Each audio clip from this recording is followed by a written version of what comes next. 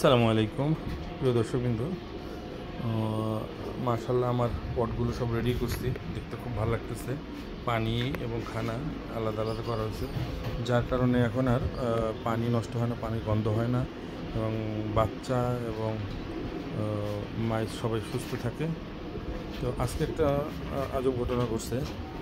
Mail আর female না বোঝার কারণে একসাথে রাখছিলাম এই বড় খাঁচাটার ভিতরে। তো এইখান থেকে হঠাৎ করে আজকে দেখতেছি প্রায় 6টা ফিমেল বেরোইছে এবং প্রত্যেকটাই প্রেগনেন্ট। একসাথে কটা হয়েছে? 6টা। তো আশা করা যায় যে এই 6টাও এই সপ্তাহের ভিতরে বাচ্চা দিবে।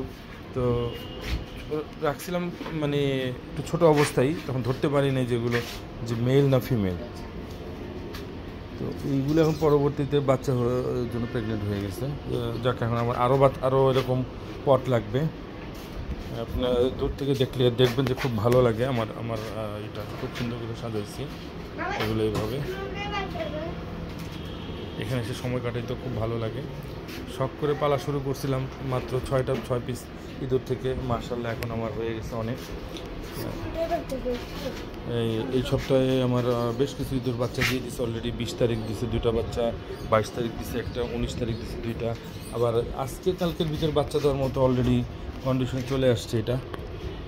এটা হচ্ছে, তো এটারও কন্ডিশন খুব হয়ে গেছে, এটা বাচ্চা দিয়ে দিবে এরকম একটা কন্ডিশন চলে আসছে। তো ওকে, সবাই ভালো থাকবেন। কারো যদি এরকম প্রয়োজন হয় মাইস যে কোনো সাইজের, 0 সাইজ থেকে শুরু করে অ্যাডাল্ট মেল ফিমেল সমগ্র বাংলাদেশে আমি দিতে পারবো কুরিয়ার করে। সেই কন্ডিশন এখন আমার আছে। তো ইন ফিউচারে এগুলো তো ওঠানোর চেষ্টা করতেছি, কিন্তু সম্ভব হয় না। যতগুলোই দিছিলাম সবগুলো পালায় যায় এখান থেকে বের হয়ে।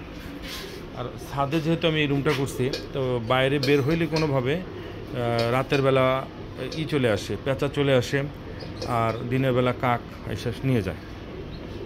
এটা একটা সমস্যা। নিচে না, আমার কিন্তু ইঁদুর বের হইলে আর খুঁজে পাওয়া যায় না।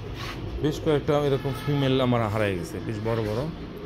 এই জন্য এইগুলো নিয়ে খুব টেনশনে আছে। এগুলো চেষ্টা করছিলাম যেগুলো দাঁড় করাবো, কিন্তু এগুলো দিয়ে দাঁড় করাইতে পারতেছি না। একটু বড় মাপের মানে মাইস লাগবে, ফিমেল এবং মেল হইলে তখন এগুলো উপরে দেওয়া যাবে। তো ওকে, সবাই ভালো থাকবেন। আল্লাহ হাফেজ।